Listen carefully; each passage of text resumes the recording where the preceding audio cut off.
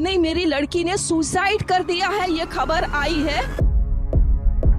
हाथ जोड़ती रही माँ बाप, हाथ जोड़ते रहे, हमें एक बार दिखाओ, हमारी बच्ची का मुंह एक बार दिखाओ।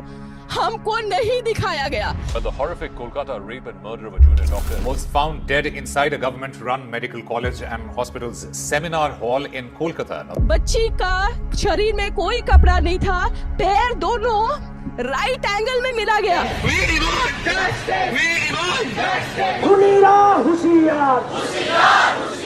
चश्मे को कूटा गया, जिसके वजह से आंखों से खून निकल गया, गला दबाकर मारा गया। आज का हमारा एपिसोड कोलकाता का जो रेप केस था उसके बारे में कि सब कुछ किस तरीके से हैंडल किया गया और पूरी स्टोरी क्या थी रेप की और किस तरीके से मामले को हैंडल किया गया सरकार के द्वारा। तो ये सब आज हम इस पूरे वीडियो में कवर करने वाले हैं। लेकिन उससे पहले जो पहले वाले रेप केसेस थे उसके ऊपर थोड़ी नजर डाल देते हैं। Nirbhaya rape case, Shakti Mills rape case, Hathras gang rape case, Kathua rape case, Unnao rape case, Asaram Bapu parole, Baba Ram Rahim parole, ये सब केसेस होने के बाद भी आज हम वापस से खड़े एक नए केस पर। अब हम शुरू करते हैं हमारी पूरी डिटेल कि आखिर कोलकाता की डॉक्टर के साथ क्या हुआ था। सबसे पहले तो सुसाइड का केस बताया गया, उसके बाद रेप केस बताया गया, उसके बाद थोड़ा बहुत फैक्टर उसमें गैंग रेप का भी बताया गया। तो चलिए पूरी डिटेल जानते हैं मेरे साथ। मेरा नाम है रिजवान लोहार और स्वागत है आपका मेरे एक नए एपिसोड में।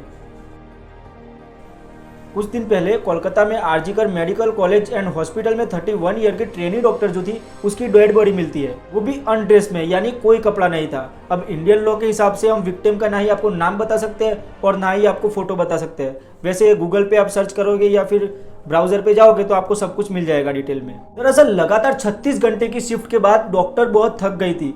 अब आप ही सोचो 36 घंटे लगातार काम करने के बाद इंसान का जो मेंटल लेवल होता है वो किस तरीके से काम करने लगता है। लेकिन हॉस्पिटल में ना ही कोई ऐसा रेस्ट रूम था और ना ही कोई ऐसा रूम था जिसमें वो आराम कर सके। तो वो जो ट्रेनी डॉक्टर थी वो क्या करती है कि सेमिनार हॉल में जाके सो जाती है और सुबह बेड पर उसकी डेड बॉडी मिलती है बहुत खराब हालत में और बिना कपड़ों के। लेकिन जब उस डॉक्टर की फैमिली को पहला कॉल किया जाता है तो ये बताया जाता है कि सुसाइड किया है, यानी कि उसकी मौत सुसाइड से हुई है। मतलब अब खुद ही सोचो कि केस को स्टार्टिंग से ही सुसाइड की तरफ ले जाने की कोशिश की जा रही थी जिससे कि क्रिमिनल बच सके और यहीं से ही पूरी कहानी स्टार्ट होती है। जब ये बात सामने आती है कि नहीं ये तो मर्डर है और मर्डर के साथ साथ सेक्सुअल असॉल्ट भी है, ये तो रेप का केस लग रहा है। फिर एटॉप्सी होती है। एटॉप्सी में इतनी दर्दनाक बात सामने आती है कि पूरा देश सहम जाता है। किस तरीके से उस महिला पर जेनिटल टॉर्चर किया गया था, कैसे उसको गला घोट के मार दिया गया था, थायराइड कार्टिलेज टूट गया था, इतनी बुरी तरीके से उसको स्ट्रेंगल किया गया था और उसके प्राइवेट पार्ट्स पे जो जख्म थे उसमें पूरे 4 से 5 पेज की पूरी रिपोर्ट चली जाती है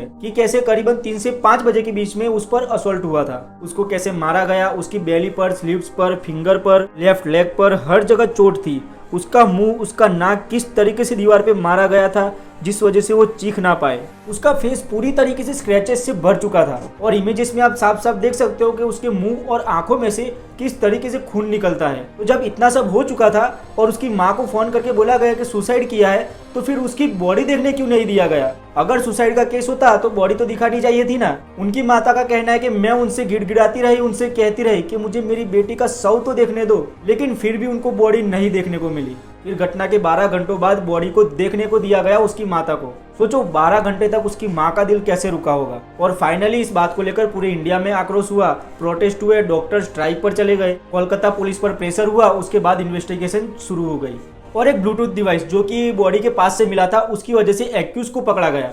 एक्यूज कौन था? संजय रॉय। सिर्फ एक ही था, लेकिन ये बात कोई मानने को तैयार नहीं था कि सिर्फ एक ही एक्यूज कैसे हो सकता है, लेकिन सिर्फ एक ही को पकड़ा जाता है। हो सकता है इसमें कोई बड़ा षड्यंत्र हो। संजय रॉय सीसीटीवी फुटेज में दिखाई देते हैं सेमिनार हॉल के आसपास मंडराते हुए और फ्राइडे की अर्ली मॉर्निंग उसे हॉस्पिटल से बाहर जाते भी देखा जाता है। पुलिस ने पूछताछ के लिए सबको बुलाया और उनके फोन भी ले लिए गए। अब संजय रॉय का जो फोन था वो उस ब्लूटूथ डिवाइस से कनेक्टेड हो जाता है जो कि बॉडी के पास से मिला था और इतना एविडेंस काफी था, इस वजह से संजय रॉय को वहीं पे गिरफ्तार किया जाता है। अब ये जो संजय रॉय है वो बहुत घिनौना इंसान है। अरेस्ट होने के बाद भी उसकी अकड़ गई नहीं। ये तो अपने आप को एक पूरा कॉपी समझता है। ये एक सिविक वॉलंटियर है जिसका कांटेक्ट पुलिस के साथ बहुत ज्यादा था। आरजीकर कॉलेज जो थी उसका पूरा एक्सेस उसके पास था, आगे हर एक डिपार्टमेंट में वो इजीली घुस सकता था। और ये एक रैकेट का पार्ट भी था। वो जो होता है ना कि पेशेंट्स को हम चार्ज करेंगे, हफ्ता वसूली करेंगे, जिसको एडमिट होना है उसका बेड नहीं मिल रहा तो उसका बेड दूसरे क्लिनिक में अरेंज कराएंगे। जैसे कि दलाल, आपने देखा होगा कि कोरोना के समय पर बेड नहीं मिल रहे थे हॉस्पिटल्स में, तब कुछ दलाल होते थे बीच में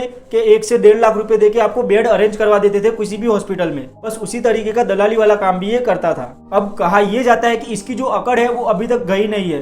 रिपोर्ट से दिखाती है कि ये बंदा ये कहता है कि मुझे लटकाना है तो लटका दो। इसके मोबाइल में से भी बहुत ज्यादा पोर्नोग्राफिक मटेरियल मिला है। 4 बार शादी कर चुका है और जो चारों शादियां उसकी जो टूटी वो डोमेस्टिक वायलेंस की वजह से ही टूटी थी। यही नहीं, सबसे घिनौनी और चौंका देने वाली बात इसमें ये लगी कि इसमें लॉ और ऑर्डर का बहुत गंदे तरीके से मजाक बनाया गया है। इसमें निर्भया केस हो या फिर ये कोलकाता वाला केस हो, अपराधी जो है वो आराम से घर पे जाके सो जाता है। आप इतना घिनौना काम करके घर पे आए हो, आपको यकीन है कि आपको कुछ नहीं होगा, आप चुपचाप आराम से घर पे जाके सो जाते हो। भागने तक की कोशिश भी क्रिमिनल नहीं करता कि जाके कहीं छुप जाए। तो इस भाई को कोई डर नहीं था कानून से, और क्या पता है ऐसे कांड इसने पहले भी किए हो। लेकिन दूसरा कारण इस केस का यह है कि ममता बनर्जी ने इस केस को बहुत घटिया तरीके से हैंडल किया। डॉक्टर संदीप घोष, ये है आरजीकर कॉलेज के प्रिंसिपल। सबसे पहले तो ये रिजाइन करने से मना कर देते हैं और फिर इतनी घटिया स्टेटमेंट देते हैं कि उस लड़की को वहां पे जाने की जरूरत क्या थी।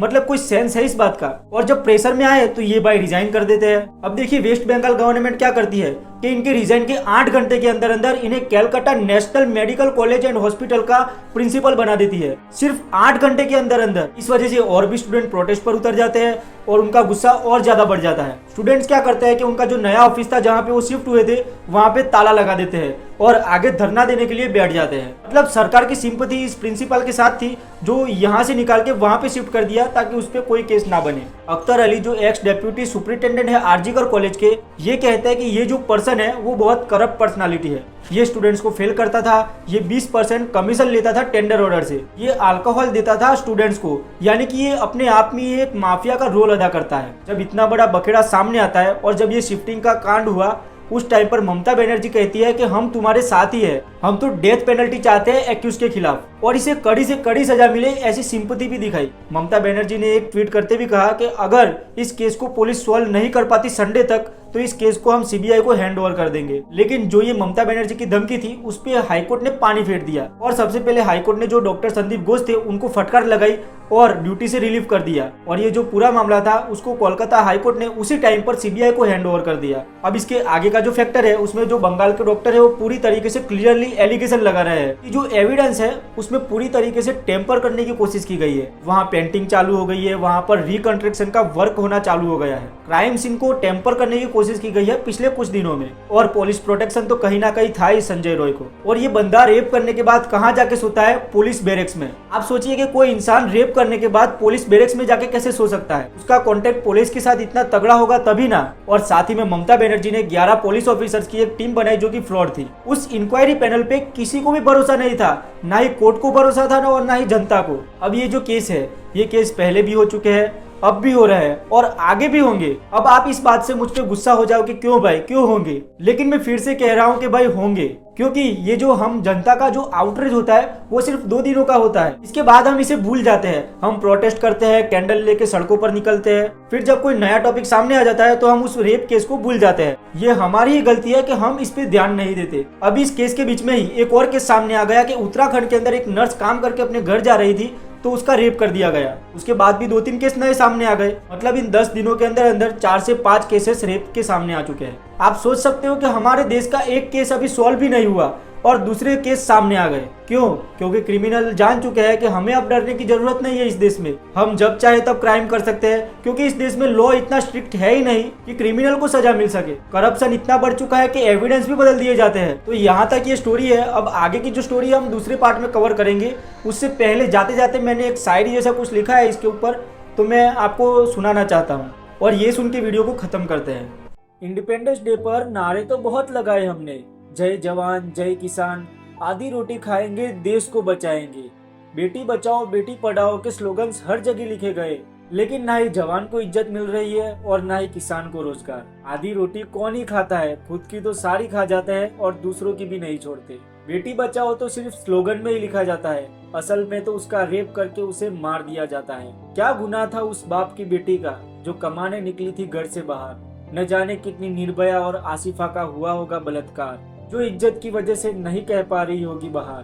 क्यों सिर्फ बेटी को ही सिखाया जाता है संस्कार? सिखाओ ना अपने बेटे को भी दो बात। हर साल जब ये किस्से सामने आते हैं हजार, तब पता चलता है कि हमारा देश आज भी नहीं हुआ आजाद।